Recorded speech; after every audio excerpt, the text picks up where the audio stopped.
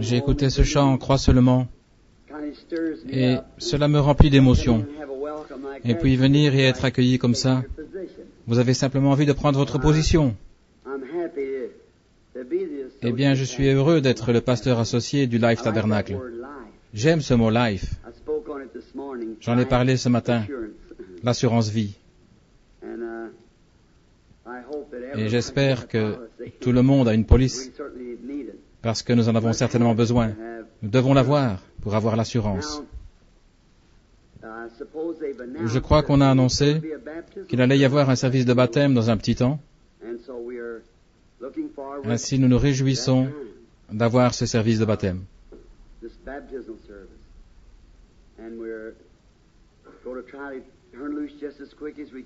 Nous allons essayer d'avancer aussi vite que possible. J'étais un peu fatigué, je suis venu tôt.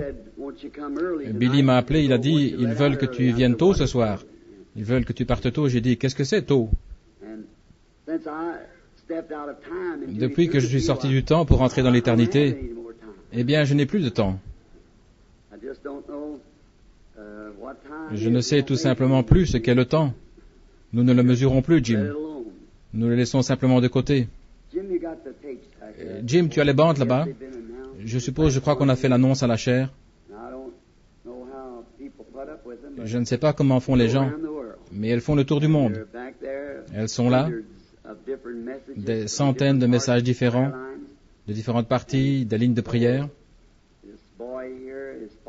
Ainsi, ce garçon, son beau-père et les autres, ils ont des machines qui tournent sans arrêt, presque jour et nuit. Et ils les vendent avec une si petite marge qu'ils peuvent à peine se tirer d'affaire pour les vendre. Ainsi, si vous les voulez, elles sont là. Plus des brochures, etc. et de la littérature du tabernacle. Je rencontre des gens tout le temps qui disent, vous savez, j'ai écouté telle bande et j'ai été sauvé. Certaines choses sont en bénédiction aux gens. Et c'est la raison pour laquelle nous les laissons sortir. C'est parce que ça bénit quelqu'un, ça les aide. Maintenant, je désire lire une écriture qu'on trouve dans Romains 8, 32. Et nous allons en parler dans quelques minutes. Romains 8, 32, on lit ainsi, « Celui qui n'a pas épargné son propre fils, mais l'a donné pour nous tous, comment ne nous donnera-t-il pas aussi toutes choses avec lui ?» Je parlais ce matin de l'assurance. Et ce soir, des investissements plutôt. Et ce soir, il nous donne toutes choses. Prions. Seigneur, nous nous sommes réunis pour nulle autre cause, si ce n'est de parler de toi, chanter et témoigner à ton sujet,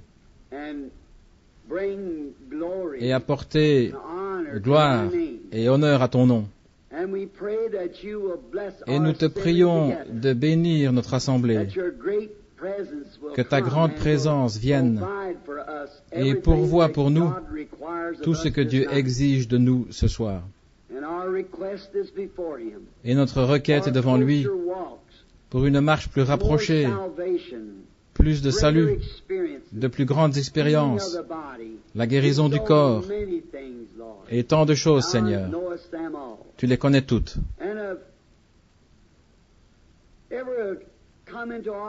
Et si jamais cela venait à notre pensée, si nous n'avions pas de Père céleste, vers qui nous pouvons venir, si nous n'avions nulle part où aller pour nous décharger, si nous n'avions personne pour porter nos péchés, oh, quel peuple misérable nous serions.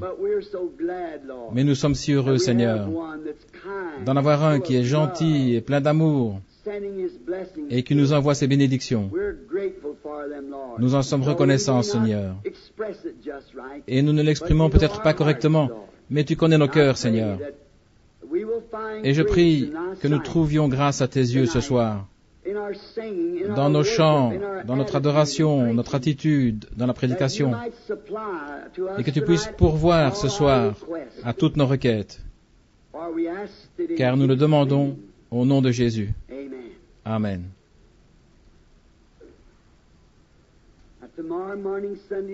Maintenant, demain matin, l'école du dimanche.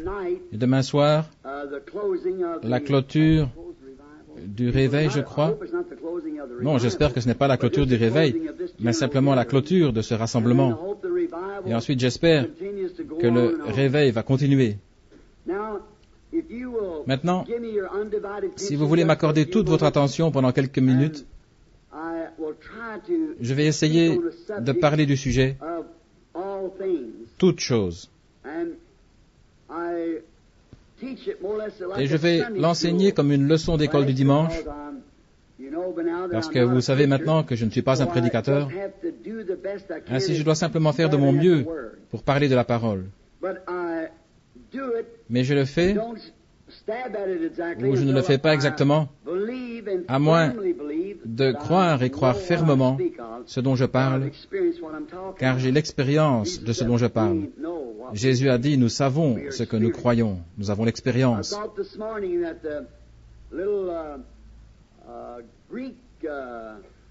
Je pensais au petit prêtre grec qui avait communion avec nous ce matin au petit déjeuner. Quel personnage merveilleux qui cherchait une expérience profonde. J'ai un autre petit prêtre grec qui a été conduit à Christ par les bandes. Son père est un docteur orthodoxe grec, hautement estimé en Grèce. Il est venu ici pour achever son instruction et a mis la main sur une bande. Tout d'abord, il a critiqué, puis il est venu, et il a été baptisé, et a reçu le Saint-Esprit. Et il disait, Frère Branham, je sais que vous ne connaissez pas le grec, parce que je comprends que vous ne connaissez pas très bien l'anglais. Il disait, si quelqu'un connaît vraiment le grec, et c'est un érudit grec, la continuité de votre discours avec le grec est absolument parfaite. L'assemblage des Écritures. Et voilà pourquoi il était baptisé. Il disait, c'est phénoménal. Et savoir que vous ne le connaissez pas, mais la manière dont vous assemblez les Écritures, la continuité de vos Écritures s'accorde avec le grec. Donc je crois que je vais lui demander de venir un peu voir ce petit frère. Il lui serait d'une grande aide. Et maintenant, priez pour nous. Toutes choses, nous ne pouvons pas parler de toutes choses, mais toutes choses nous appartiennent par Christ. Et s'il n'a pas épargné son propre Fils pour nous amener ceci, combien plus va-t-il l'amener si nous sommes désireux de le recevoir? Maintenant, je ne peux pas parler de toutes choses, mais je désire parler d'une certaine chose parmi toutes. Et je pense que c'est quelque chose d'important. C'est pardonner. J'aime ce mot, pardonner. En fait, ce mot signifie une libération de la culpabilité. Et quelle expérience c'est d'être libéré de la culpabilité. Non pas essayer de se détourner par une forme de psychologie, se détourner, mais être pardonné. Ça veut dire, c'est mis de côté. Ça n'existe plus, c'est oublié. Se détourner veut dire que vous pourriez y revenir, comme les péchés qui autrefois étaient couverts. Mais maintenant, ils ne sont pas couverts, ils sont divorcés. Ils sont complètement partis, mis dans la mer de l'oubli, pour qu'on ne s'en souvienne plus jamais. J'aime cela. Je sais que les plaisanteries ne conviennent pas à la chair, spécialement dans une assemblée pentecôtiste, mais pour exprimer la chose, on m'a dit un jour qu'une jeune dame avait un père qui pleurait constamment et qui criait quand il lisait dans la Bible que ses péchés étaient pardonnés. Ainsi, cette jeune fille s'est mariée et a déménagé en ville et faisait partie d'une église formaliste avec beaucoup de sociétés. Et la société des femmes devait se réunir dans sa maison. Elle se demandait comment elle allait garder son papa tranquille pendant tout ce temps, parce qu'il devenait vraiment émotif. Alors elle a dit, eh bien, si je lui donne la Bible, il va pleurer et pousser des cris tout le temps. Je sais ce que je vais faire. Je vais simplement lui donner la géographie et le mettre au grenier pour qu'il regarde les photos. Au moment où elle s'apprêtait à servir le thé, ou ce qu'elles font, vous savez, il y a eu un terrible branle-bas en haut, des cris, des sauts, des bonds à gauche et à droite. On entendait des cris. Alléluia, Alléluia. Toutes les femmes étaient effrayées et elles grimpaient rapidement en haut. Elle lui arracha la géographie des mains en disant, « Papa, ce n'est pas la Bible, c'est la géographie. » Il dit, « Je sais. » Mais l'autre jour, je lisais dans la Bible où il est écrit que mes péchés étant pardonnés sont jetés dans la mer de l'oubli. Voyez-vous, ensevelis dans la mer. Et ici, je vois dans la géographie que la mer est tellement profonde que parfois on n'en trouve pas le fond. Et il continue à sonder. Ainsi, je pense que c'est ce que signifie le pardon. Complètement effacé. Pas simplement détourner et essayer quelque chose, mais c'est effacé, c'est parti. On ne s'en est pas détourné, mais il est. Nous avons, par le pardon, nous sommes libérés, pas par la psychologie. Nous ne sommes pas libérés par un credo. Nous ne sommes pas libérés par l'émotion, mais nous sommes libérés par la puissance du calvaire. Nous sommes pardonnés, libres. Oh, ce que ça signifie d'être libre. Un fardeau ôté de vos épaules, de votre cœur. Une personne libre. J'ai eu une petite expérience l'autre jour. Je crois que je ne devrais pas le dire, mais je désire le dire. Cela fait 5 ans maintenant que je suis sous un lourd fardeau, comme vous le savez, du gouvernement fédéral. Et ils essayaient de trouver le moyen de m'arrêter. Depuis les 16 dernières années, ils avaient fait le relevé des chèques que les gens m'avaient fait personnellement et où figurait mon nom. Et moi, je les avais endossés pour les dépenses du tabernacle. Et le receveur des taxes gouvernementales fédérales disait que ces chèques m'appartenaient personnellement, peu importe ce que j'avais fait avec, comme lorsqu'un frère signait un chèque d'autant de milliers de dollars pour un voyage à l'étranger. Il le signait et payait de sa fondation à l'ordre de William Branham. Et moi, je le signais et le mettais dans la fondation du tabernacle.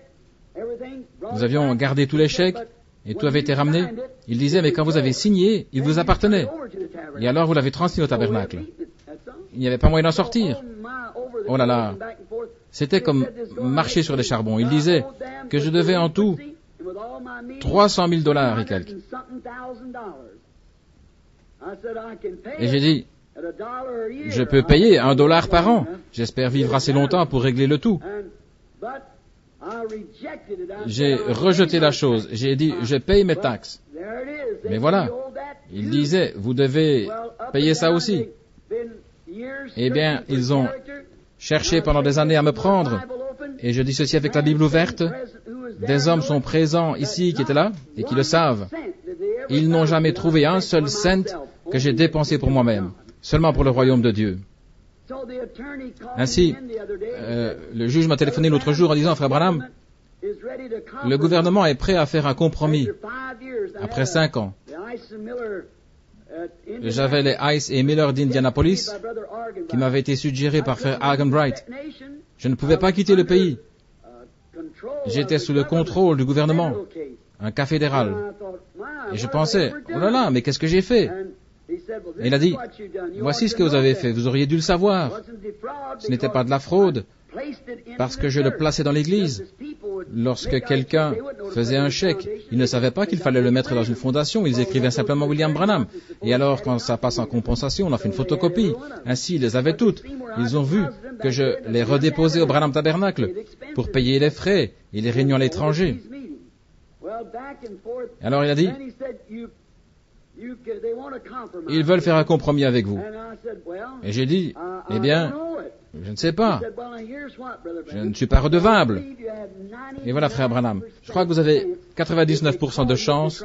S'ils vous appellent en justice, ils ne peuvent pas vous condamner, mais ils vont essayer de vous amener devant le tribunal pour dire que vous le devez. Et ils vont dire que votre nom était dessus, que vous les avez endossés. C'est pourquoi c'était votre propriété. Et ensuite, vous les avez transmis au tabernacle. Ils pourraient retenir ça contre vous. Et tout a été déposé, un dépôt dans l'église, et ainsi de suite. Nous avons utilisé comme association sans but lucratif. Frère Gordon Lindsay, qui est ici ce matin, est venu se battre pour moi, et tout le monde a essayé. Mais il n'y avait pas moyen. Il tenait ferme. Et il a dit, il y a une chose, frère Branham. Alors quand il m'a dit qu'il faudrait faire un compromis, ça m'a effrayé, et je dis, je ne pourrais pas faire cela, en aucune manière. Il a dit, eh bien, voici, nous pouvons prendre le cas et nous serons vos avocats. Si nous y allons, nous avons une chance de pouvoir dire que c'était des dons non sollicités et non taxables. Alors vous devrez payer la taxe sur l'héritage. Et là, il pourrait remonter 4 ou 5 autres années. Et j'ai dit, oh, je ne veux pas ça. Je n'avais pas un seul cheveu gris quand tout a commencé. Et rien que la pensée de vouloir m'accuser, comme si j'étais un escroc ou un voleur, j'ai dit, comment est-ce possible qu'ils essayent d'attraper un ministre qui prêche l'Évangile? Il est prouvé qu'il utilise l'argent pour le royaume de Dieu, pour convertir les criminels et ainsi de suite, pour faire de ce monde un meilleur endroit où vivre. Alors que les compagnies de cigarettes et de whisky et de télévision vulgaire et tout le reste vous transmettent le cancer par la fumée et tout, et qu'ils peuvent déduire leur publicité de leur impôt sur le revenu. Ce n'est simplement pas juste. J'ai dit, ce n'est pas juste. Vous ne me traitez pas de manière juste. Ils ont dit, c'est le gouvernement qui décide. Et j'ai dit, c'est Dieu qui décidera en fin de compte. Et je tenais bon. Alors ils ont dit, nous ne pouvons rien trouver contre votre nom. Mais s'ils vous amènent devant le tribunal, comme vous êtes un ministre avec votre réputation, ils vont vous salir dans tout le pays. Le fait d'aller en justice. Et qu'arrivera-t-il alors? Peu importe votre innocence, pour beaucoup, vous serez quand même coupable. Comme ce précieux frère Baptiste il n'y a pas longtemps. Une femme disait qu'il était venu dans sa maison et qu'il l'avait déshonoré. Vous en avez entendu parler? C'était ici dans le sud, il y a environ 3 ans, peut-être pas autant. Et il a prouvé avec son assemblée qu'il était à 200 kilomètres de là. Et même le tribunal a demandé au ministre s'il voulait poursuivre la femme pour diffamation.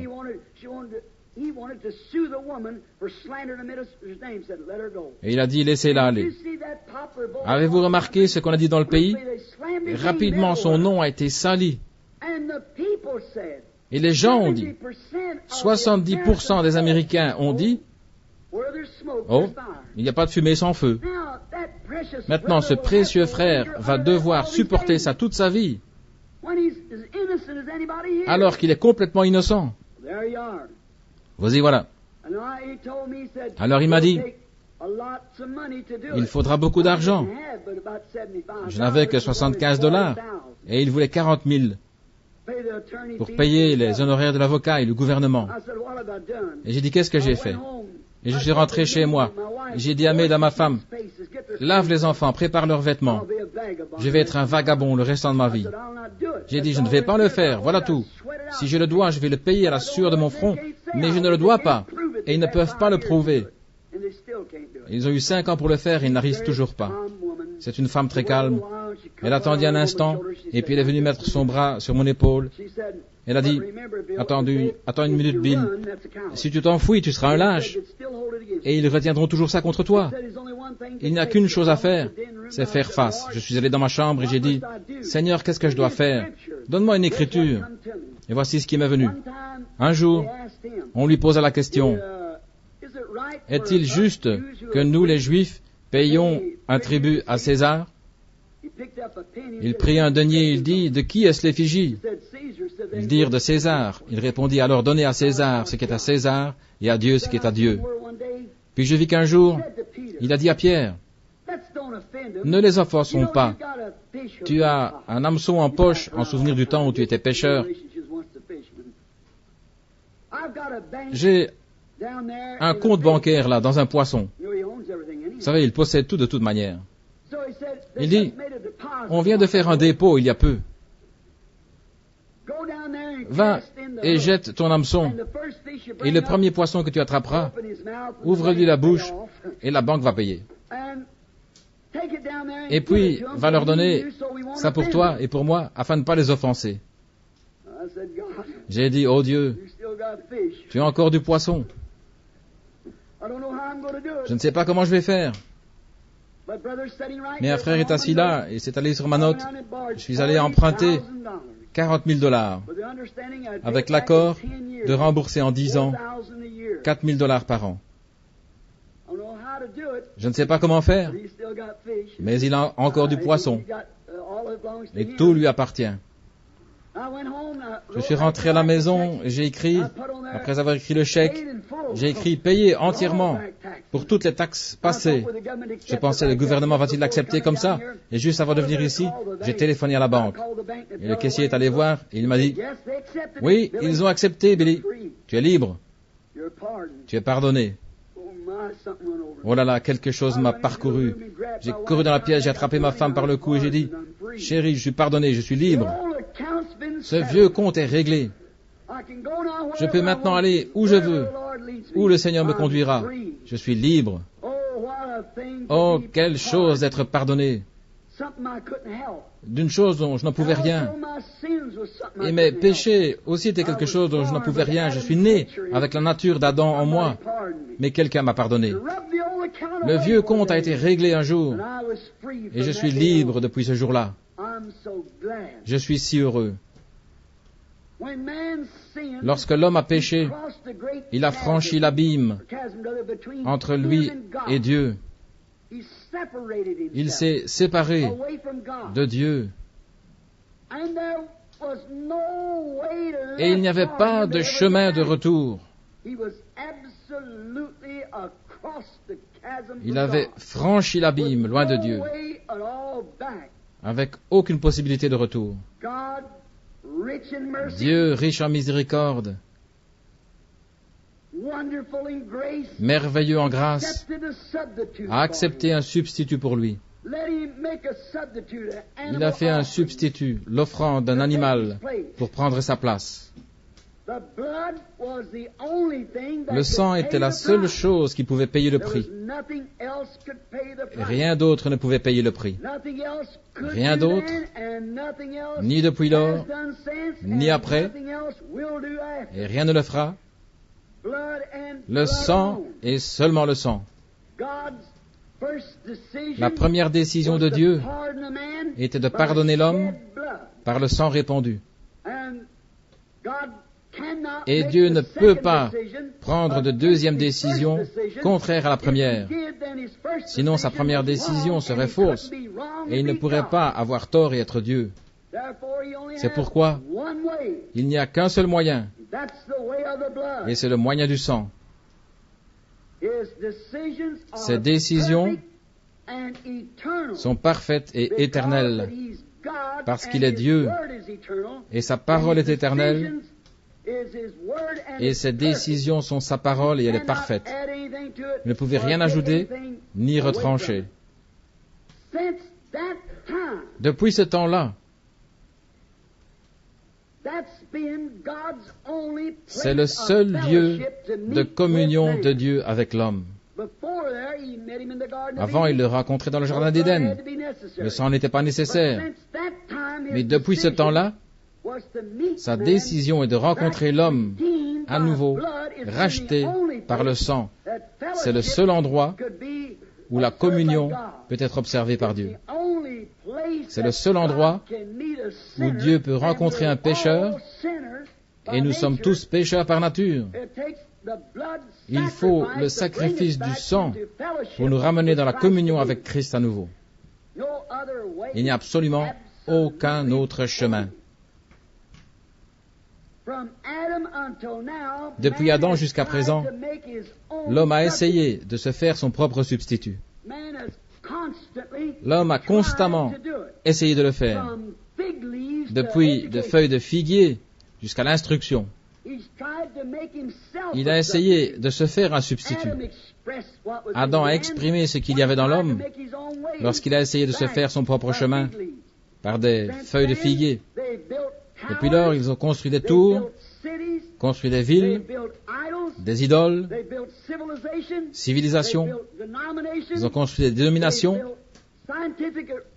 des régimes scientifiques, et toutes ces choses.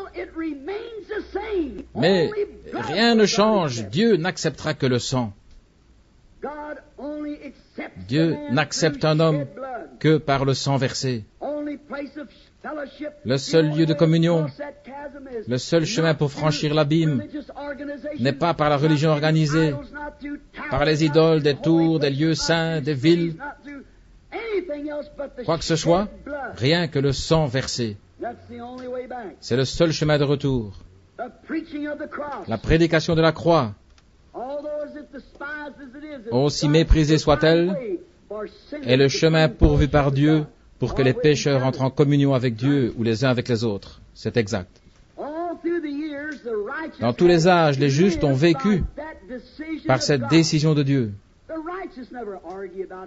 Les justes ne font jamais d'histoire. Les justes sont prêts à accepter la décision de Dieu. Il ne désire rien pour lui-même. Son intérêt réside seulement en Dieu. Et il veut demeurer dans la décision de Dieu. Et les justes en vivent. Et cela a toujours été. Car c'est le chemin par lequel les justes doivent vivre. Essayer de fabriquer quelque chose, d'y injecter quelque chose, ce serait de l'injustice. Car ce serait contraire au programme que Dieu a posé pour notre communion. C'est par le sang répandu. Job, le patriarche. Comment Job? Je crois que le livre de Job a été écrit avant que Moïse n'écrive la Genèse. Selon ma compréhension, c'est le livre le plus ancien de la Bible. Job, quand il a accepté le sang, alors que ses voisins et les membres de sa famille essayaient de le condamner, disant qu'il avait péché en secret, et cependant Job savait qu'il avait une position ferme parce qu'il avait fait ce que Jéhovah exigeait. Il savait qu'il avait offert son sacrifice avec sincérité dans son cœur. Abraham aussi a adoré sous le sang. Israël, le seul lieu de rencontre d'Israël avec Dieu était sous le sang répandu. Nulle part ailleurs. La prière était offerte au rang des grâces ou quoi que ce soit sous le sang versé d'un animal. Le seul lieu où la rédemption puisse venir ou pour être amené en communion avec Dieu, c'est par le sang répandu. Je me souviens avoir prêché là-dessus un soir où j'étais chez Oral Roberts et un rabbin juif. J'avais prêché sur les 7 marques de la génisse rouge et cela l'avait étonné. Et il était venu m'en parler. Remarquez, quand le pécheur venait au tabernacle, ces 7 marques de sang représentaient qu'il devait savoir que quelque chose était mort et était passé devant lui pour préparer le chemin. Et tout homme qui veut avoir communion avec Dieu doit reconnaître le sang de Jésus-Christ, sachant qu'il est mort pour faire expiation pour ses péchés, pour faire un chemin, pour entrer en communion avec Dieu à nouveau. Il doit le reconnaître. Il le doit. Dieu rencontrait l'homme sous le sang versé, nulle part ailleurs. Peu importe combien nous essayons, eh bien j'appartiens à quelque chose d'autre et autre chose. Ça ne marchera pas. C'est seulement par le sang versé que Dieu rencontre l'adorateur. Dieu, riche en miséricorde et en grâce, quand un homme avait péché, comme j'ai dit, il prenait un substitut, un animal. Imaginons une minute. Imaginons un juif sincère dans l'Ancien Testament. Il reconnaît qu'il est hors de la communion aussi longtemps qu'il n'y a pas de sang pour lui. Maintenant, il sélectionne un bon animal dans son troupeau. Ce doit être un animal vraiment sain. Ce ne peut pas être un animal infecté, parce que le sacrificateur doit l'examiner premièrement. Et il doit être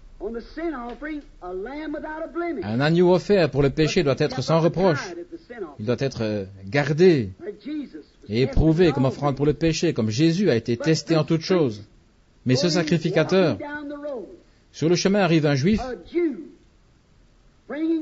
qui apporte son offrande pour le péché. Et il la présente au sacrificateur avec toute sincérité. Il reconnaît qu'il a péché. Il sait qu'il a tort. Il prend l'animal et le présente au sacrificateur.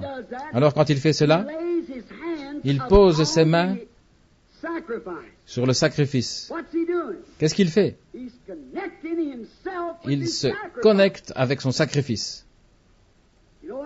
Voyez-vous ce que je veux dire? Alors le sang est versé. Et cet homme juif peut s'en aller, se sentant justifié, parce qu'il a répondu aux exigences de Dieu. Et la seule manière où un chrétien aujourd'hui peut être correctement pardonné de ses péchés est de marcher vers le calvaire avec son sacrifice. Se connecter avec lui. Et ensuite accepter le sang répandu. Aucun credo au monde ne peut faire cela. Aucun système éducatif au monde ne peut faire cela. Aucune voie scientifique. Cela ne vient que par l'acceptation du sang répandu, son substitut. Maintenant il s'en va, ceci fait, il a fait ce que Jéhovah demandait, alors il s'en va, se sentant justifié, parce qu'il a répondu à la requête de Jéhovah. Il a fait ce que Jéhovah avait dit de faire. Alors il sent, par la foi, il a pris Dieu à sa parole, et maintenant écoutez attentivement. Il a pris Dieu à sa parole, il était sincère en faisant ce qu'il a fait, il l'a fait sincèrement par la parole, peu importe qui se moquait de lui, il l'a fait de toute manière parce que c'était l'exigence de Dieu. Et maintenant, c'était merveilleux de savoir qu'il était justifié. Il pouvait se sentir ainsi parce qu'il avait rencontré les exigences de Jéhovah. C'était la parole. Il avait répondu à ce que la parole de Dieu demande qu'il fasse pour sa justification. Finalement. Maintenant, c'était merveilleux au début. Mais finalement, c'est devenu une tradition familiale. Je suis sûr que vous voyez ce que je veux dire. Les Juifs allaient offrir leur sacrifice simplement parce que, eh bien, la famille le faisait. Eh bien, c'était une tradition. Il disait, attendez, je crois que j'ai péché. Je vois, c'est juste. Eh bien, je vais me procurer un agneau. Oui. Il n'y avait pas de tristesse selon Dieu pour son péché. Ce n'était qu'un rite. Une forme rituelle. Prendre un animal comme offrande. Il n'en retirait rien, car il n'y mettait rien. Cependant, il obéissait à la commission de Dieu par sa parole, mais il ne venait pas selon la signification réelle de sa parole. Il obéissait, oui, fondamentalement, il obéissait. Mais sincèrement, il n'obéissait pas. Donc ce n'était qu'un rite, suivre une tradition. Et puis-je m'arrêter ici une minute? Voyez-vous pourquoi je martèle jour après jour et soir après soir? Ce n'est pas que j'ai quelque chose contre les méthodistes, les baptistes, les presbytériens ou les dénominations. C'est parce que vous perdez cette sincérité. C'est quelque chose que vous devriez avoir dans votre adoration. Cela devient simplement une tradition familiale. Quand on va à l'église et vous dites, croyez-vous dans la nouvelle naissance? Oui, bien sûr. Croyez-vous dans le sang? Oh oui, certainement, certainement, je l'ai accepté. Voyez, il n'y a rien de sincère. quand il va faire son offrande pour le péché et qu'il prend la communion, il la prend n'importe comment, soit qu'il fume, qu'il boive, qu'il sorte avec la femme d'un autre, ou des femmes qui agissent n'importe comment, et ils vont prendre la communion. Réalisez-vous que la Bible dit, si quelqu'un mange cette chair et boit ce sang indignement, il est coupable du corps et du sang du Seigneur. Nous avons perdu la sincérité. Quelque chose ne va pas avec nous. Notre fête solennelle n'est plus ce qu'elle était.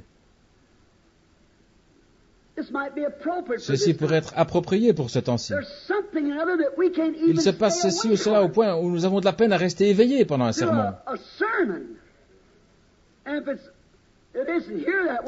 Pas ici, mais en de nombreux endroits. Quelqu'un me tire toujours la veste. Hé, nous devons faire ceci et cela. Qu'y a-t-il de plus important que la parole de Dieu quand elle sort?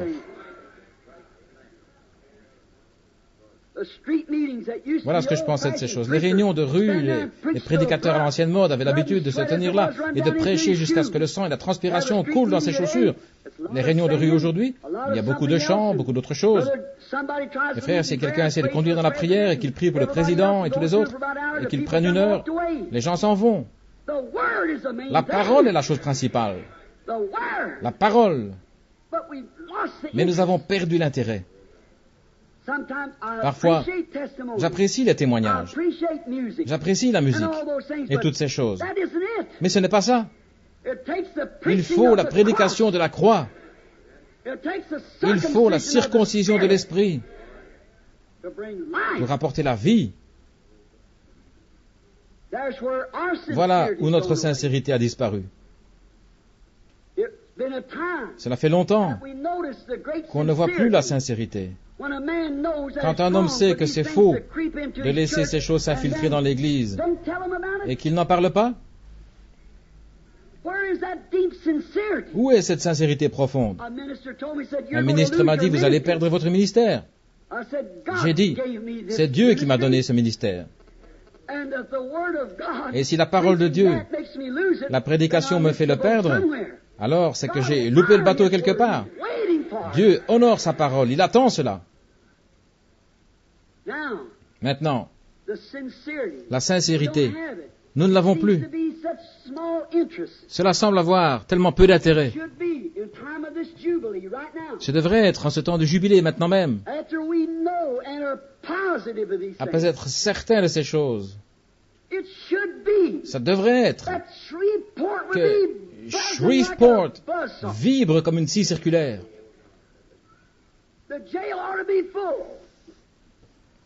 L'évangile devrait être prêché partout, en prison, sous les fenêtres. À tous les coins de rue, il devrait y avoir des hommes et des femmes témoignant de la puissance de Dieu. Et malgré tout, nous disons que nous croyons. Mais nous avons perdu cette sincérité et l'enthousiasme de le recevoir. C'est la vérité. Exactement.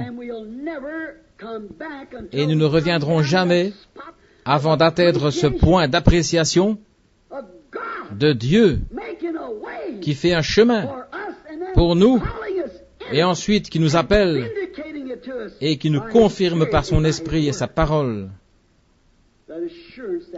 l'assurance que nous avons. Quelle tragédie de voir les églises dans cet état. Non pas que j'ai quoi que ce soit contre les églises, mais vous voyez ce que je veux dire. Maintenant, aucune tristesse, juste une forme rituelle. Et cependant, Israël utilisait la parole et le commandement de Dieu. Et les églises aujourd'hui prennent les choses de la Bible. Mais il n'y a pas de sincérité. Et lorsqu'Israël a commencé à prendre la parole de Dieu et ses commandements et en faire un rite, cela a déplu à Jéhovah, le donateur.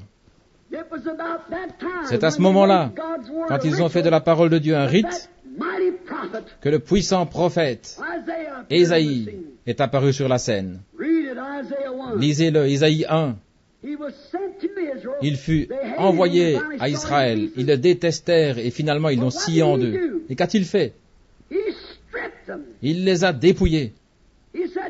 Il a dit, Dieu refuse vos fêtes solennelles. C'est devenu une puanteur à ses narines. Qu'était-ce? La fête que Dieu avait ordonnée, les nouvelles lunes, les sabbats, les offrandes pour le péché et ainsi de suite, ce que Dieu avait donné à Israël, ils en avaient fait une tradition. C'est exact. Ô Église, voyez-vous ce qui brise le cœur d'un ministre? La Pentecôte qu'il nous a donnée. Nous en avons fait une tradition. La sincérité s'est évanouie dans l'Église. Je ne dis pas partout, merci Seigneur, pas partout, mais la majorité. La sincérité s'en est allée. Les gens ne peuvent plus écouter. Ils ne veulent plus entendre. Ils préfèrent avoir quelqu'un de plus tendance. Ils ne veulent plus. Eh bien, tout comme il en était alors, ainsi en est-il aujourd'hui. Mais Dieu leur a envoyé Ésaïe. Et il n'y a pas été par quatre chemins. Il leur a dit ce qu'ils avaient fait. Lisez Ésaïe 1 quand vous serez chez vous. Écoutez ce prophète. Il leur a dit que c'était une puanteur. En d'autres mots, Dieu ne voulait pas leur sacrifice puant. Un sacrifice qu'avaient-ils fait?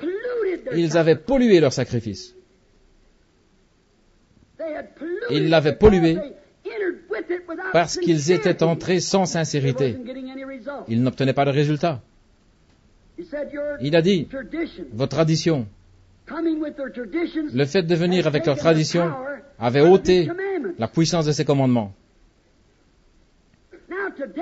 Maintenant, aujourd'hui, notre tradition ôte la puissance de notre adoration à cause de nos propres traditions. Et nous disons, ce sont les méthodistes et les baptistes, il s'agit des pentecôtistes. Nous tous. Votre tradition a perdu sa puissance. Pas parce que vous ne l'avez pas fait. Ils disent, Jésus a dit que celui qui croit et est baptisé sera sauvé, c'est exact. Mais nous en avons fait une tradition. Cela pue devant lui. Voyez-vous la raison? L'adorateur qui vient ne fait qu'accomplir une forme. Et nous sommes coupables de faire la même chose. Nous en faisons une forme, et cependant c'est le commandement de Dieu. Tout comme récemment, quand nos mouvements ont commencé et que Dieu a commencé à ajouter, et nous sommes partis avec cela, et nous en avons fait une tradition, et elle a perdu sa puissance. Au lieu d'amener la fraternité, cela a séparé la fraternité. Vous le faites parfois juste comme une tradition, sans la sincérité. Vous devez entrer dans la fête de Dieu avec sincérité. Pas de véritable sincérité, pas de véritable tristesse pour le péché. Les gens viennent à l'autel, et bien souvent avec beaucoup de musique, un peu de danse, frapper des mains, peut-être courir dans les allées, et peut-être simplement parler en langue. Maintenant, je crois dans le fait de parler en langue, de courir dans les allées. Je crois dans le fait de taper les mains. Mais s'il n'y a pas un sentiment derrière, s'il n'y a pas la sincérité que Jésus-Christ vous a purifié, vous ne le faites pas parce que Mademoiselle Jones l'a fait, mais parce qu'il y a quelque chose en vous qui vous donne une pulsation, la tristesse de vos péchés et la joie de la victoire que vous partagez dans la résurrection de votre sacrifice, l'évidence de votre sécurité éternelle. Comment pouvez-vous ne pas être sincère? Je crois qu'un homme peut pousser des cris et ne pas être sauvé. Je crois qu'il peut courir et ne pas être sauvé. Je crois qu'il peut parler en langue et ne pas être sauvé. Vous pouvez faire toutes ces choses. Mais vous ne pouvez pas mettre tout le monde dans le même panier. De l'autre côté, ils disent, tout ça c'est de la foutaise. Mais il y a des gens sincères. Il y en a qui ont des résultats authentiques. Parce qu'ils y sont entrés sincèrement sur la base de la foi dans le sang répandu. Et cet homme a la chose réelle, alors que l'autre ne fait que se moquer. Il y a trop de moqueries, trop d'imitations, des imitations charnelles, des comparaisons charnelles. Si vous êtes à la recherche du Saint-Esprit et que vous le laissez, la foi que vous avez en lui, ajoutez à cela la vertu. Et à cela, l'affection fraternelle. 2 Pierre 1,7. Jusqu'à ce que vous soyez édifiés à la stature complète de Christ. Alors la dernière chose est l'amour, qui est Dieu, le Saint-Esprit, vous scelle jusqu'à votre destination. Vous ne pouvez pas imiter, vous ne pouvez imiter, comme je l'ai dit hier soir.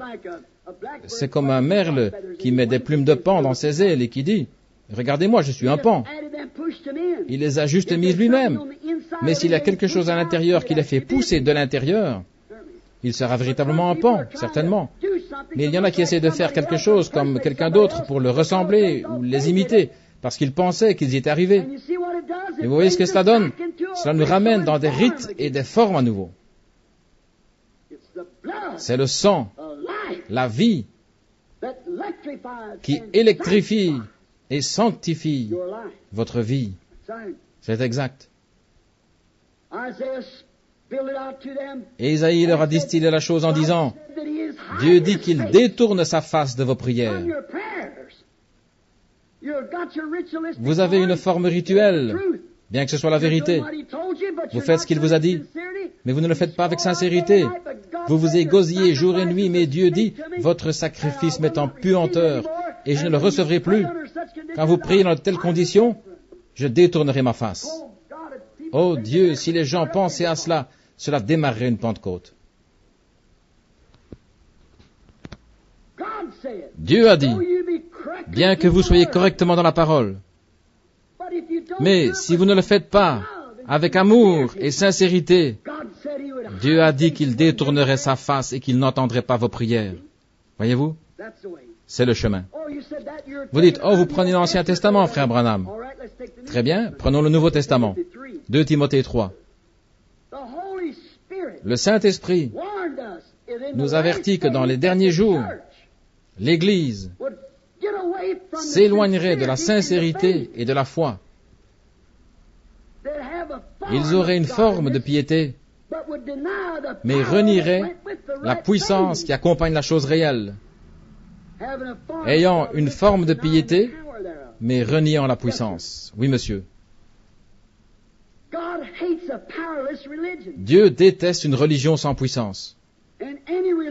Et n'importe quelle religion aujourd'hui qui n'a pas Christ est sans puissance. Mais n'importe quelle religion qui a Christ est sous son sang et elle a de la puissance. Vous dites que Dieu déteste une religion sans puissance? Il a dit vos fêtes solennelles sont une puanteur. Je crois qu'il la déteste. Il a dit, cela me rend malade. Et souvenez-vous, il a dit à cette église de Laodicée, riche, parce que tu es tiède. En d'autres mots, tu me rends malade. Je te vomirai de ma bouche. Et nous sommes arrivés à cet âge-là. Oh Dieu, envoie-nous un Ésaïe pour tailler tout en pièces et l'exposer devant les gens. Crie, n'épargne pas. Pensez-vous qu'il serait accepté?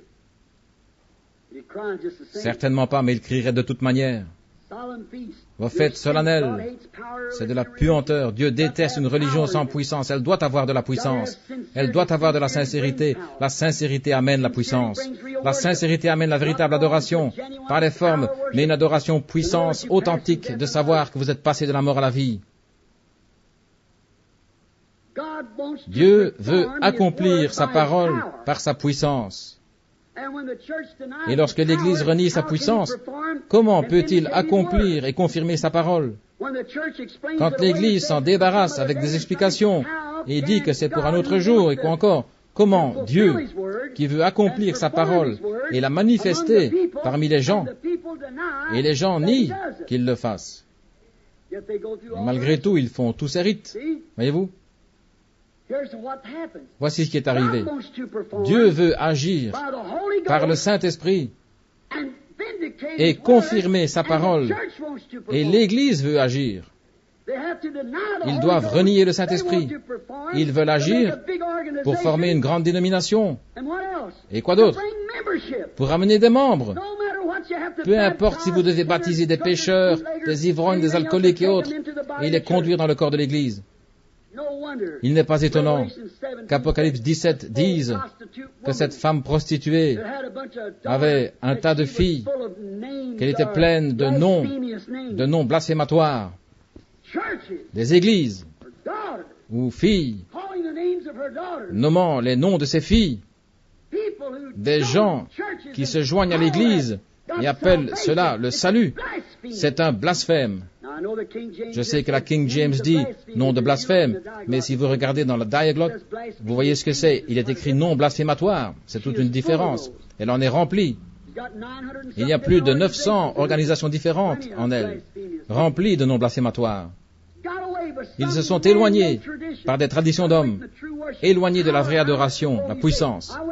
Vous direz, oh, je suis allé là, et il y a la puissance. Frère, tout le monde dansait dans l'esprit, et ils n'ont pas assez de foi pour guérir un mal de dents. Vous appelez ça la puissance? Ce n'est pas la puissance. Ce sont des bénédictions. Il y a une grande différence entre les bénédictions et la puissance. Dieu donne ses bénédictions sur les justes et les injustes. Le soleil brille. Voyez-vous? Nous devons revenir à la vérité, les amis. Nous devons revenir à ce que Dieu veut dire. Ce qu'il dit, il le pense. Et il refusait. Autrefois, il détournait sa face de leurs prières. Et regardez, les amis, si Dieu n'a pas épargné l'arbre original qui a fait cela, qu'en est-il de l'arbre qui est greffé? Nous devons être sincères. Nous devons faire ces choses correctement. Dieu veut agir et produire le Saint-Esprit pour opérer dans son Église. L'Église veut agir et produire ses credos pour faire des membres. C'est la différence. Pour faire la première chose, Dieu veut envoyer le Saint-Esprit, qui était le leader de l'Église. Il devait faire cela. Et la seule manière où les gens peuvent se garder de le faire est de le rejeter. Et lorsque vous le rejetez, vous enlevez la puissance de l'opération. Ainsi, il ne reste de vous qu'une masse morte. La parole tue, l'esprit donne la vie. Vous voyez, c'est exact. C'est comme une locomotive sur les rails. Toutes les voitures sont bien décorées et les gens sont assis dedans. Mais il n'y a pas de vapeur dans la locomotive. À quoi bon? Il y a quelques semaines, environ 8 mois, ou un peu plus, j'ai eu une vision un soir de deux gars, l'un dans un bar et l'autre dans un autre, se disputant devant leur congrégation à qui ils parlaient. Finalement, ils se sont rencontrés à New York, au milieu de la rue. Ils ont creusé comme un trou là, et l'un a tué l'autre. J'ai dit, quelqu'un va se faire tuer. C'était des jeunes hommes, beaux et grands, et un mois après ça, ces deux lutteurs se sont affrontés et l'un a tué l'autre. Alors que je me trouvais dans le Colorado, il y a quelques mois, dans une petite cabane, j'ai dit à mon fils, ma belle-fille et les autres, ces dernières heures, quelque chose est arrivé. J'ai vu une jeune dame, une belle femme. Elle avait des lèvres plutôt épaisses, il semblait que je l'avais vue quelque part. Elle essayait d'atteindre un médecin et elle mourut. Et l'esprit qui me parlait me dit, ils vont dire qu'elle s'est suicidée, mais elle est morte d'une crise cardiaque. Et il dit, c'est juste un peu avant 4 heures, mais tu pourras dire qu'il était 4 heures. Et la vision m'a quitté. Je leur ai dit, qu'est-ce que ça veut dire? Je ne savais pas. Quelqu'un va mourir. Quand nous sommes descendus des montagnes 2 jours plus tard, cette étoile du cinéma, comment s'appelle-t-elle? Marilyn Monroe. C'était une sorte de stripteaseuse. Si vous lisez son histoire, c'était une enfant illégitime.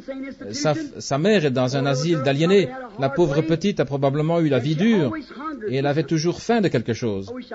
Si j'avais pu l'atteindre, je sais ce dont elle avait besoin. Je sais ce dont elle avait besoin. Cependant, elle avait adhéré à des églises et tout. Mais vous voyez, c'était juste une forme rituelle. Elle avait besoin de l'application du sang. Voyez, maintenant, Je crois qu'il n'y avait personne d'attiré par le sexe dans le pays qui ne la connaissait et n'avait pas sa photo. Elle était censée être la femme la plus parfaitement faite à ce qu'on dit au monde. Mais si son anatomie était si formidable, regardez maintenant, quand la vie a quitté son corps, ils ont dû lui mettre un numéro pour la déposer à la morgue. Et personne n'est venu réclamer son corps. Ainsi, qu'est-ce qui est important, l'âme ou le corps?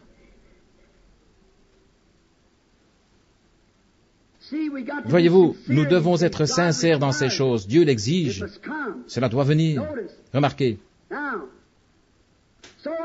Ainsi, pour rejeter le Saint-Esprit, ils ont accepté le côté formaliste, ayant une forme de piété, mais en reniant la force, la puissance. Ils répètent toutes sortes de credos d'apôtres et tout. Mélangés avec la parole et beaucoup de choses ne sont pas la parole. La parole de Dieu, je veux dire. Et puis ils font toutes ces choses, mais d'une manière formaliste, rituelle. Il n'y a aucune puissance, c'est mort. C'est juste une masse, comme le corps de cette fille. La vie en était sortie. Il n'était plus bon à rien, personne ne le voulait. La vie était partie. Voyez-vous? C'est la vie qui signifie quelque chose. Peu importe ce que vous accumulez dans ce monde, le nombre d'églises auxquelles vous appartenez, qu'en est-il de votre âme? Qu'en est-il de votre vie? Est-elle en ordre avec Dieu? Et elle ne peut être en ordre avec Dieu qu'en acceptant cette grande préparation que Dieu a faite pour amener des êtres humains à traverser l'abîme vers lui. C'est le sang de Jésus-Christ. Aucun credo ne servira de pont, aucune dénomination, ni l'instruction, ni la science. Il n'y a que le sang de Jésus-Christ, la seule chose qui sera le pont. Quand Ésaïe a dit à Israël qu'ils avaient pollué leur substitut par des traditions, et qu'il l'avait prouvé, et Dieu a rejeté leurs prières. Ésaïe était un prophète, le leur, parce que ce sacrifice ne concernait qu'Israël. Mais après ça, il apparut un autre grand prophète sur la scène, et son nom était Jean. Nous le connaissons comme Jean-Baptiste. Et il a indiqué non seulement à Israël, mais à toute la race d'Adam, un agneau qui a ôté les péchés du monde. Et ils ont pollué ce jour aux dispensations, leur manque de sincérité et leurs actes formalistes.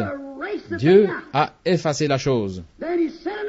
Ensuite, il a envoyé un autre prophète pour introduire un autre âge et un autre agneau. C'était l'agneau de Dieu pour toute la race d'Adam, qui ôte le péché du monde. Très vite, cet agneau a été cloué sur son autel, la croix. Il a été cloué là, au calvaire. Pourquoi?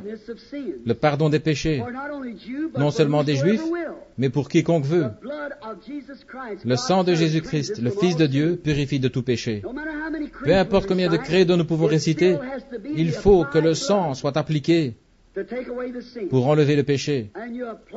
Et vous l'appliquez par la foi dans la parole, en croyant que c'est ainsi, et ensuite savoir qu'il vous répond, et vous le connaissez. Vous le connaissez parce que vous avez suivi sa parole avec sincérité. Si l'un d'entre vous, n'importe qui que ce soit, sentit le fardeau de votre péché, nous avons un agneau. Ne polluons pas ce programme. C'est l'agneau qui ôte le péché du monde. C'est la seule provision que Dieu ait pour des hommes pécheurs, comme moi, comme vous, et des femmes pécheresses, garçons et filles. C'est le sang de Jésus-Christ. Nous devons venir vers lui avec sincérité et par la foi, poser les mains sur sa tête par la foi et nous connecter avec lui, nous considérant comme morts, et rester là jusqu'à ce que le résultat vienne, jusqu'à ce que le sang qui a été versé au calvaire soit appliqué à votre cœur. Alors le fardeau est parti. Voyez, mes fardeaux sont enlevés. Alors vous êtes libre, celui que le Fils a franchi est véritablement libre. Pas étonnant que nous n'ayons plus ce que nous avions ou ce que nous devrions avoir. Nous ne venons pas de la manière sincère que Dieu a pourvu pour nous. Nous ne voulons pas polluer cela. ce ne sera pas pollué. Et l'autre n'a pas été pollué non plus, car Dieu le leur a retiré. C'est comme une histoire que j'ai lue il n'y a pas longtemps. Un vieux capitaine en mer, il avait pratiquement vécu toute sa vie dans le péché. Un jour, il entendit parler de la Bible et de Dieu, et il était là, mourant. Et il dit, n'y a-t-il personne qui pourrait me parler de la Bible? Y a-t-il une Bible sur mon bateau?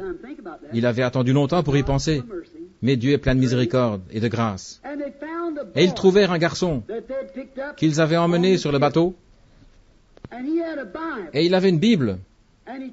Et il lui dit, viens t'asseoir, fiston, près de mon lit, et lis-moi cette Bible. Et le jeune gars ouvrit dans Ésaïe 53:5, où on lit, il fut blessé pour nos transgressions, il fut meurtri pour notre iniquité, le châtiment de notre paix était sur lui, et par ses meurtrissures nous sommes guéris.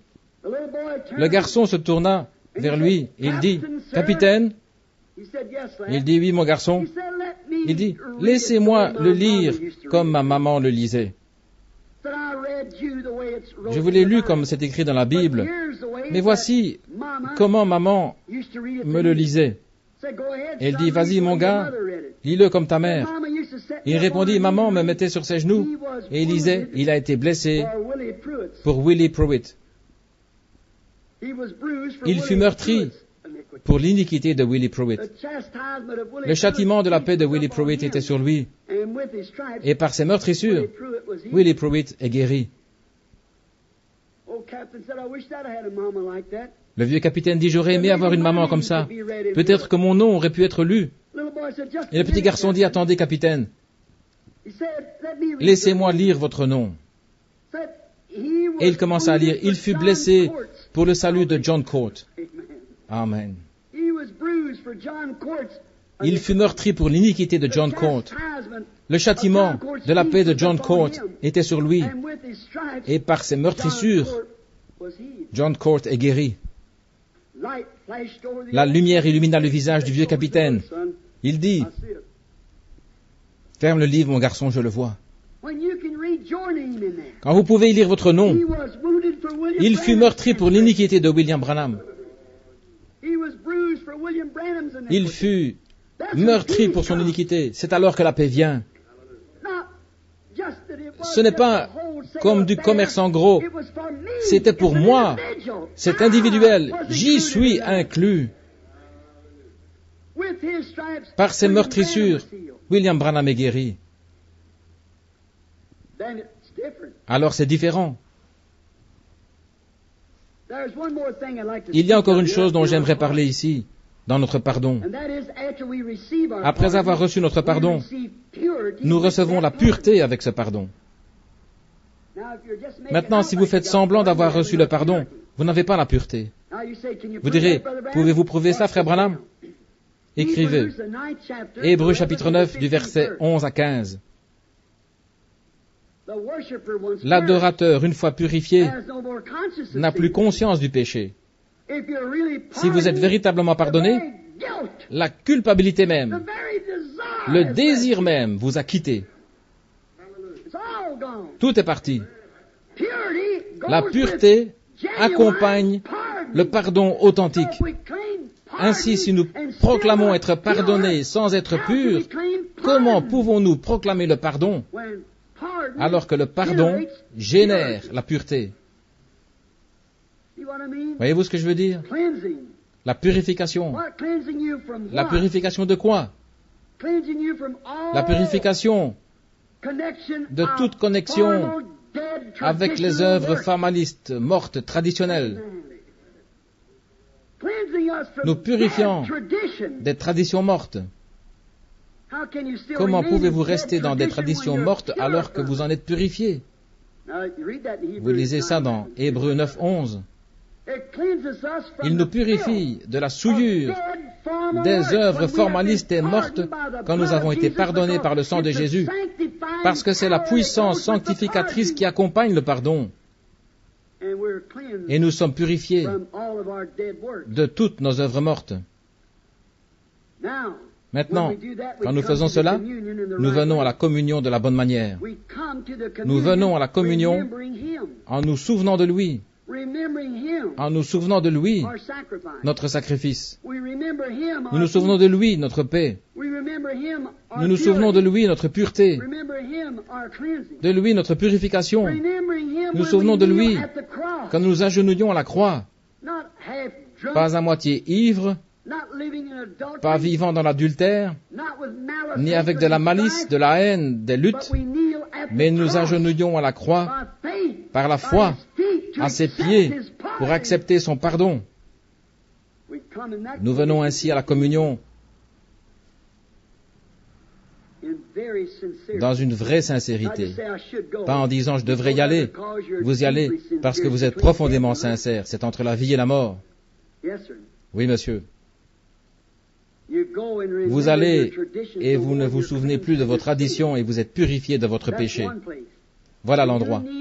Quand vous vous agenouillez là, dans la sincérité, frères méthodistes, baptistes, frères unitaires, binitaires, trinitaires, si vous vous agenouillez là, dans la sincérité, vos traditions sont parties. C'est exact.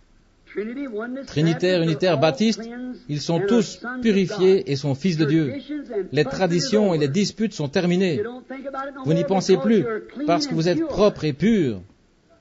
Voyez? Vous êtes frères. Peu importe ce que disent les traditions, n'ayez rien à voir avec elles. Vous êtes à la même croix, à la même fontaine. Vous êtes des frères de sang. Voilà pourquoi j'ai lutté. C'est ce que j'ai essayé de faire. Non pas que j'ai quelque chose contre les baptistes, les méthodistes, c'est le système de ces choses qui sépare les frères. C'est une tradition. Ils ont pris la parole de Dieu et en ont fait une tradition, disant, nous croyons dans la purification du sang. Et puis ils traitent un homme de saint comédien et il ne veut rien avoir avec lui, un frère. Quand un homme vient au calvaire, au pied de la croix, en se souvenant que Jésus est mort pour le sauver, et en se connectant avec lui par la foi, et voici un frère qui se tient là, vous n'observez pas les marques terrestres, de couleur, credo, rien d'autre. Il est un frère. Oui, monsieur, les traditions et les disputes sont terminées. Vous pouvez avoir communion. Voici la manière et la seule manière où vous pouvez être pardonné. Le seul chemin est par la croix, au travers du sang, et quand vous faites cela, vous êtes purifié des traditions et des œuvres mortes. Je ne peux pas faire que tous soient baptistes. Si j'étais méthodiste, je ne pourrais pas faire de tous des méthodistes. Si j'étais pentecôtiste d'organisation, je ne pourrais faire de tous des unitaires, trinitaires, ou Église de Dieu, ou quoi encore. Non, monsieur, ils ne le feraient pas. Mais voici une chose, c'est ce que je crois, c'est de faire de tous les hommes des frères par le sang répandu de Jésus-Christ, où nous pouvons tous nous rencontrer à la même croix, nous souvenant de notre sacrifice. Dieu a accepté cela, et cela seulement. Cela me rappelle un article que j'ai lu il n'y a pas longtemps, en terminant. Un homme et une femme allaient se séparer. Ils commençaient à se disputer, à faire des histoires, à se quereller. Ils ne pouvaient tout simplement plus se supporter. Ils ne pouvaient pas vivre ensemble dans la même maison. Ainsi, ils décidèrent de divorcer et ils entamèrent la procédure. Ensuite, ils se mirent d'accord de se rencontrer à la maison pour se répartir les choses afin de ne pas le faire devant le tribunal. Ils se rencontrèrent dans une pièce et se répartirent ce qu'il y avait dans cette pièce et la pièce suivante, ce qu'il y avait là. Et finalement, ils arrivèrent à un endroit, ils sont allés dans le grenier où il y avait un vieux coffre et ils commencèrent à retirer différents articles et à les poser côte à côte. Ils se regardaient l'un l'autre. Il dit, ne me trompe pas, je te poursuivrai si tu fais ça, tout comme ça se fait dans certaines traditions chrétiennes. Et après un moment, ils trouvèrent un petit soulier blanc. Et le papa le prit, et la maman mit sa main dessus. Ils se regardèrent l'un l'autre.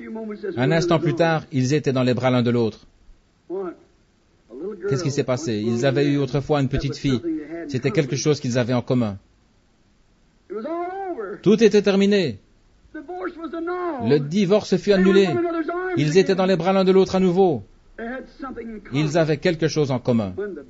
Et lorsque les baptistes, les méthodistes, les unitaires, les binitaires, les trinitaires, frères, quand nous pouvons venir à la croix et voir quelque chose que nous avons en commun, C'est le sang de Jésus-Christ qui nous purifie.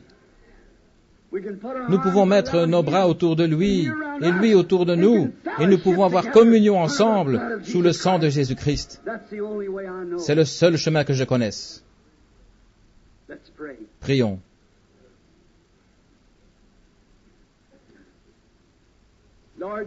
Seigneur Jésus, je n'ai pas trouvé de petits souliers, mais j'ai trouvé un sauveur un jour.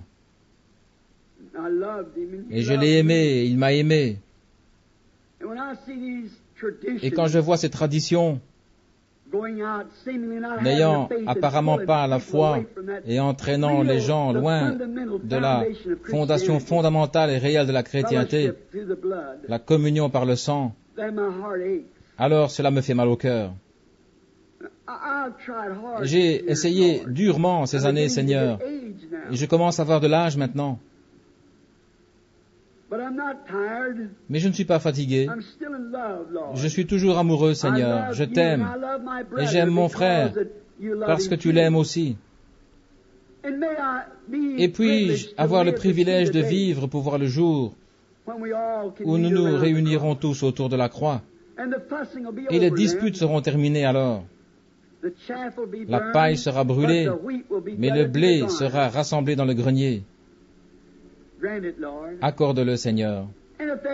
Et s'il y en a ici ce soir, Père, qui n'ont jamais pensé à cela, qui ont peut-être fait confiance à un credo ou à une émotion, mais qui voient par le reflet de ce qu'il y a à l'intérieur d'eux, par la manière dont ils vivent et agissent et ce qu'ils font, ils sentent le fardeau de la culpabilité.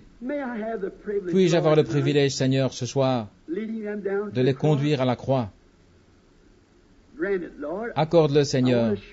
J'ai désiré leur montrer où il y a une fontaine, où nous pouvons tous nous tenir. Je les remets entre tes mains, Seigneur. Et alors que vous avez la tête inclinée, sentez-vous ce poids dont vous aimeriez vous débarrasser? Cela vous écrase à l'intérieur. Et vous avez essayé de vous joindre à l'Église, vous avez essayé de faire le bien, mais vous n'arrivez pas à vous en débarrasser. Levez la main. Je ne vais pas vous demander de venir. Que Dieu vous bénisse, que Dieu vous bénisse. Oh là là, que Dieu vous bénisse, que Dieu vous bénisse. Partout dans le bâtiment. Je sens ce fardeau, frère Branham. Oh, j'ai essayé de m'en débarrasser en dansant, en poussant des cris. J'ai essayé de me joindre à l'église pour m'en débarrasser. Frère Branham, c'est encore là. Doucement maintenant, allons au calvaire.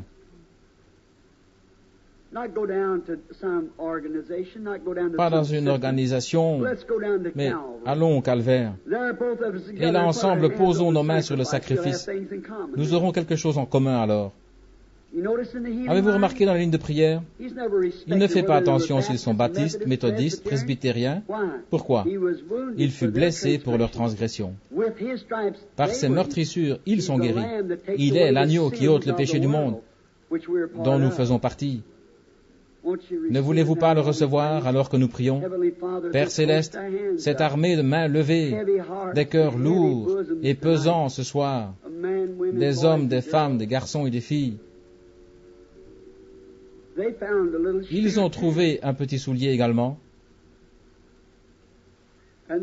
et ils savent qu'il y a quelque chose qui ne va pas dans leur vie. Et la seule chose qui puisse rectifier cela, c'est ce flot du calvaire. Et nous venons maintenant par la foi vers le sang versé et nous posons nos mains sur notre sacrifice sanglant. Nous sentons sa chair se déchirer en nous. Nous sentons les épines et les clous. Nous faisons cela par la foi. Je vois ce qu'il a fait et tout cela était pour nous. Il ne devait pas le faire, mais il a été désireux de le faire. Et il fut blessé pour nos transgressions. J'y mets mon nom, Seigneur, avec chacun de nous. Il fut meurtri pour notre iniquité. Le châtiment de notre paix est sur lui. Et par ses meurtrissures, nous sommes guéris. Nous l'acceptons avec joie et dans le respect ce soir, Seigneur. Je le crois. Je l'accepte avec respect. Je le crois. Dans le nom de Jésus, reçois-les, Seigneur, dans ton royaume. La Bible dit, à tous ceux qui l'ont reçu, il a donné le pouvoir de devenir fils de Dieu. Ainsi je crois, Seigneur, que tu l'accepteras. Car ce n'est pas d'une manière formaliste que nous sommes censés venir à l'autel et faire ceci, mais avec sincérité. Nous le croyons, nous l'acceptons dans la souveraineté de la parole, dans les liens de son amour, dans la communion de sa grâce. Nous l'acceptons, Seigneur. Je l'accepte. Je ne connais nulle autre fontaine que le sang de Jésus. Sauve, guéris chaque âme brisée, Seigneur. Je prie dans le nom de Jésus et je les remets entre tes mains. Amen. Maintenant, pour vous qui croyez que vous avez été au calvaire et vous croyez que ceci est la vérité et que vous n'avez pas encore reçu le baptême chrétien, les services vont commencer dans quelques instants, en bas. Mais il est plus tard que je ne le pensais. Et cependant, j'ai cité Ésaïe 50, 53, 5, qu'il a été blessé pour nos transgressions. Croyez-vous cela? Il fut meurtri pour notre iniquité. Croyez-vous cela? Le châtiment de notre paix, alors que nous aurions dû être châtiés. Mais maintenant nous avons la paix, parce qu'il fut châtié pour nous. Et notre réprimande est tombée sur lui. Et par ses meurtrissures, nous sommes guéris.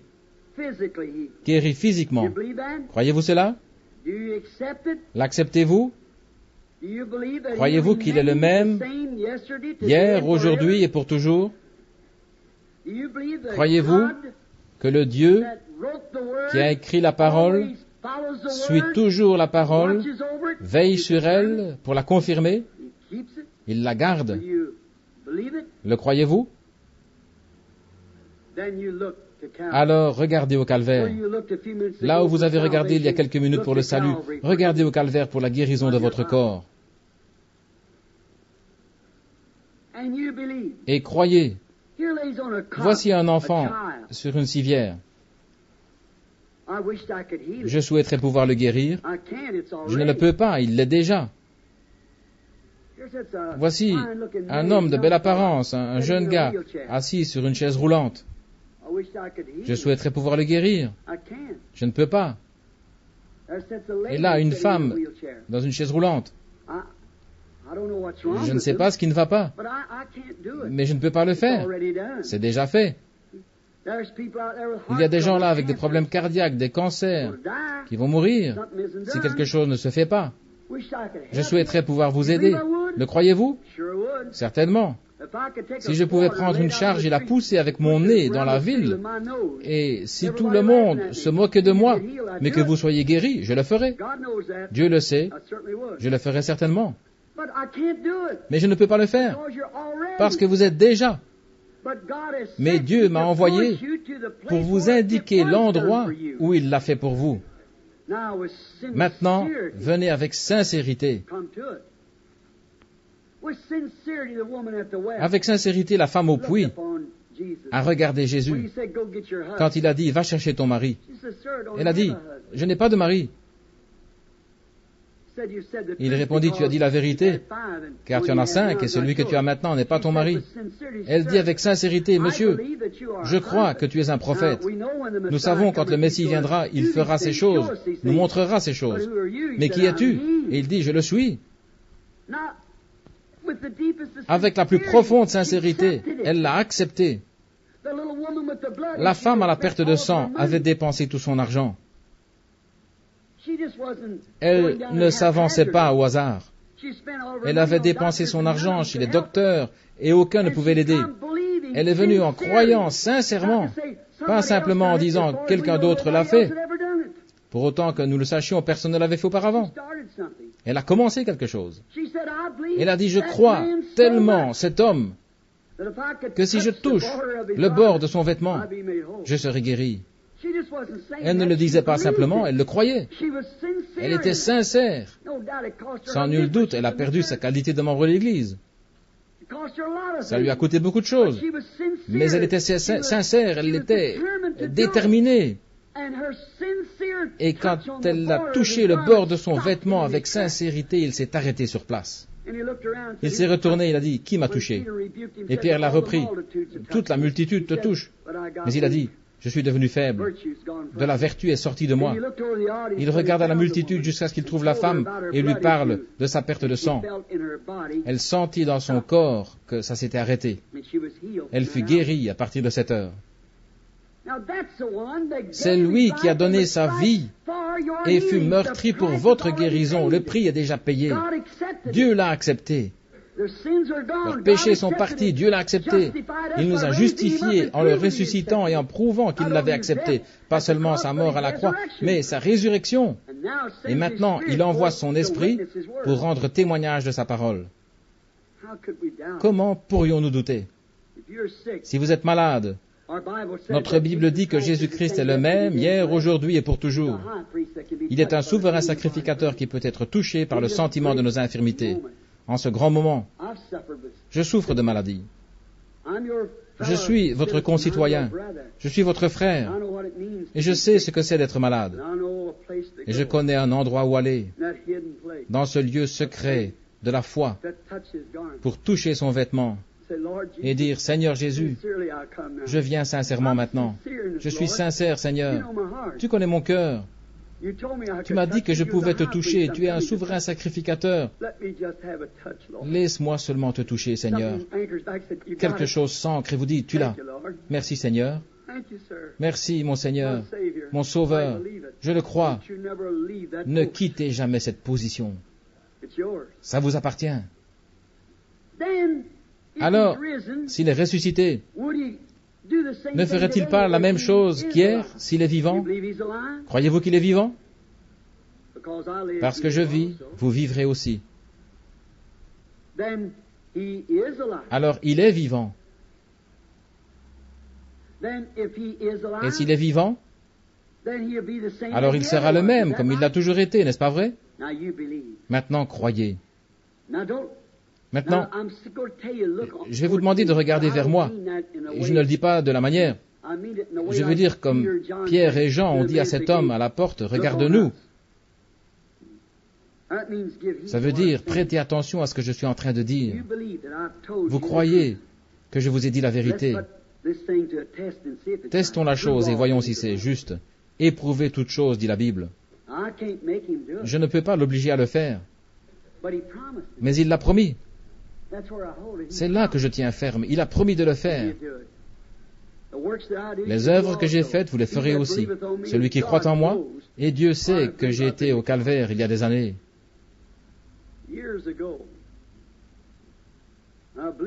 Je crois qu'il garde sa parole, et vous le croyez aussi. Si je pouvais guérir cet enfant, je le ferais. Mais je vous ai dit, c'est votre enfant? Je ne peux pas le guérir. Et si Jésus se tenait ici avec ce costume sur lui, il ne le pourrait pas non plus. Il vous demanderait si vous croyez cette parole ce soir. Par ses meurtrissures, vous êtes guéri. Vous dites, je n'ai pas beaucoup de foi, frère Branham. L'avez-vous entendu dire, si vous avez la foi comme un grain de moutarde? Un grain de moutarde n'accomplira pas de miracle, mais si vous y tenez ferme, cela vous tirera dehors. Voyez-vous, ancrez-vous simplement là. Vous qui avez des spasmes, si vous croyez que Dieu va vous guérir, il le fera. Le croyez-vous? L'acceptez-vous? Oh Dieu, accorde-le. Vous avez un os brisé dans le dos. Je ne vous ai jamais vu de ma vie. Je ne peux pas vous guérir, mais vous ne pourriez pas le cacher. L'acceptez-vous? S'il savait ce qui n'allait pas avec cette femme, s'il savait ce qui ne va pas ici et là, il est toujours le même. Le croyez-vous? L'acceptez-vous? Et vous, madame, avec la sclérose en plaques, croyez-vous que Dieu va vous guérir? Maintenant, vous avez peut-être des rhumatismes ou autre. Vous ne pourriez pas cacher votre vie. Croyez-le. Car il a été blessé pour vos transgressions. Par ses meurtrissures, vous êtes guéris. Le croyez-vous? C'est exactement ce qu'il a dit.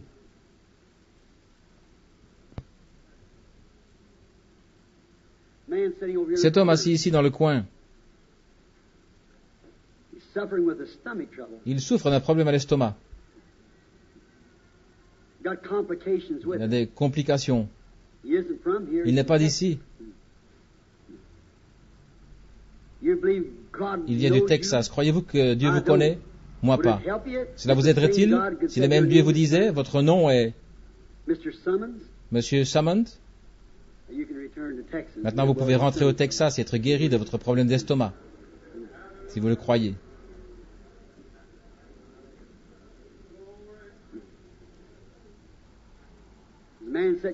Un homme est assis là avec des ennuis au sinus. Je ne le connais pas. Je ne l'ai jamais vu. Il est de Shreveport. Monsieur Wallace, vous croyez? Est-ce vrai? Levez la main. Votre foi vous guérit si vous croyez.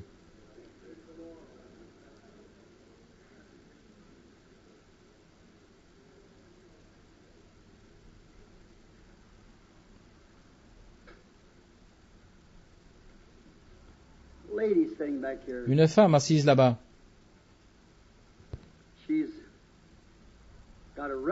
Elle a une hernie. Elle a un enfant avec elle qui est retardé. Je ne la connais pas, je ne l'ai jamais vue. Mais elle n'est pas d'ici. Mais elle me croit et croit ce que je dis. Elle vient de l'Arkansas, de Hope en Arkansas. Son nom est Madame Jackson. Vous croyez, Madame? Allez, soyez guéris.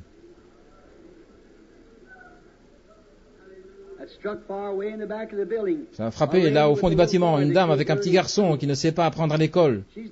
Elle n'est pas d'ici. Elle vient du Mississippi. Madame Stringer, croyez de tout votre cœur. Et le petit garçon ira bien. Si vous pouvez croire, tout est possible. Une petite dame âgée ici, elle a le cancer, mourante. Minnie, croyez-vous que vous serez guérie? Croyez au Seigneur. Je vous défie de croire.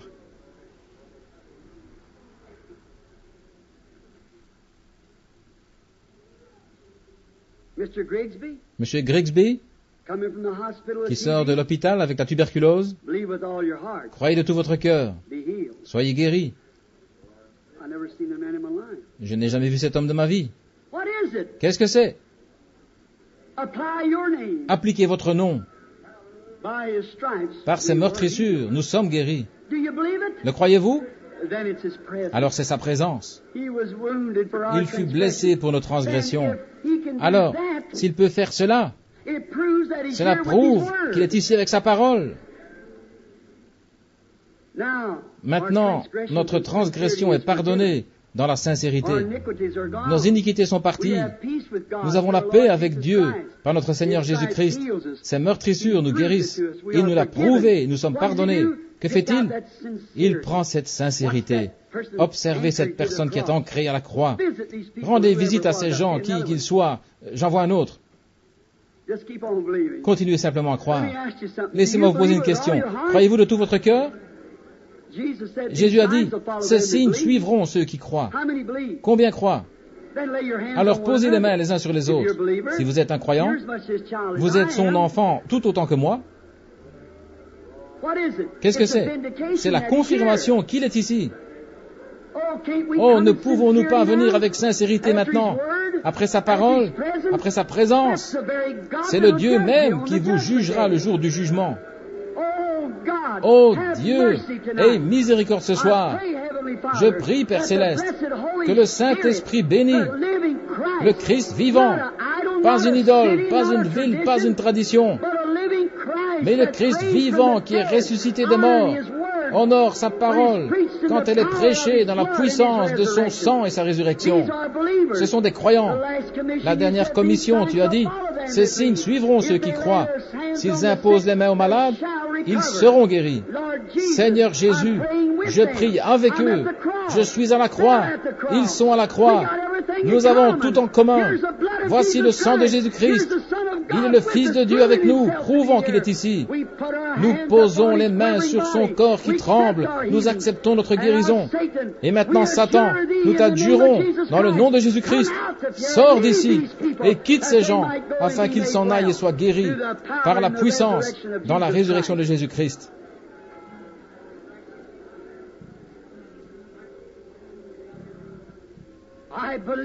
Je le crois. Disons-le ensemble. Je le crois. Je l'accepte. Maintenant, dites votre nom. Par ses meurtrissures, dites-le avec moi. Par ses meurtrissures, maintenant votre nom. William Branham est guéri. C'est terminé. C'est fini. Le Dieu qui a fait la promesse est ici pour confirmer la promesse. Jésus a dit, comme le Père m'a envoyé, moi aussi je vous envoie. Et le Dieu qui l'a envoyé était avec lui, en lui. Il a dit, si je ne fais pas ses œuvres, ne me croyez pas. Si je ne vous dis pas la vérité, il ne confirmera pas. Mais le Dieu qui a envoyé ses disciples, c'est lui qui a envoyé ce mouvement de Dieu dans le pays. Il est avec pour prouver qu'il est avec cela. Les signes même qui étaient promis confirment sa présence. Nous sommes dans la présence de Jésus-Christ. J'accepte votre guérison. Je l'accepte. Peu importe ce qui arrive maintenant. Je ne regarde pas cela. Je regarde à votre foi qui est ancrée là-bas. Ancré à la croix, où vous avez placé les mains sur votre sacrifice. Allez, croyez-le. Vous devrez aller bien. I love him. I love him. Because he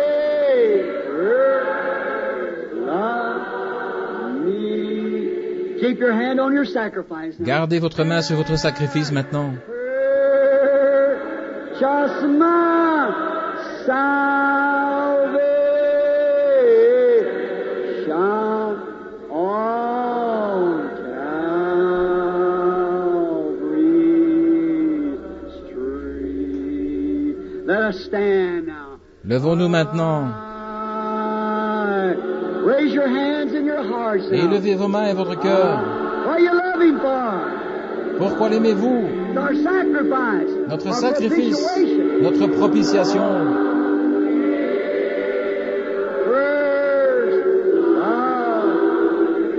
What did he purchase? Completely delivered. Qu'est-ce qu'il a acquis? Votre délivrance complète.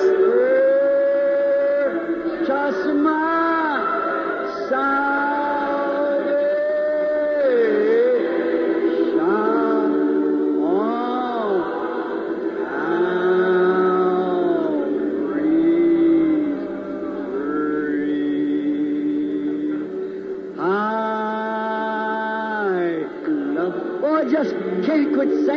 Oh, je ne peux simplement pas cesser de le chanter.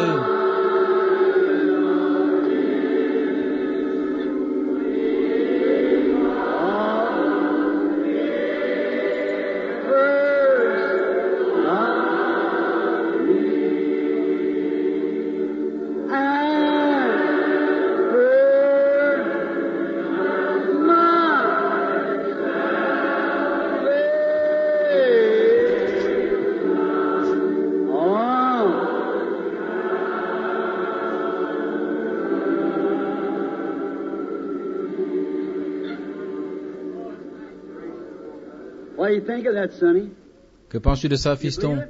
Crois-tu cela? Ce problème d'estomac va te quitter? Ce nœud dans l'estomac va s'en aller? Très bien, sûrement.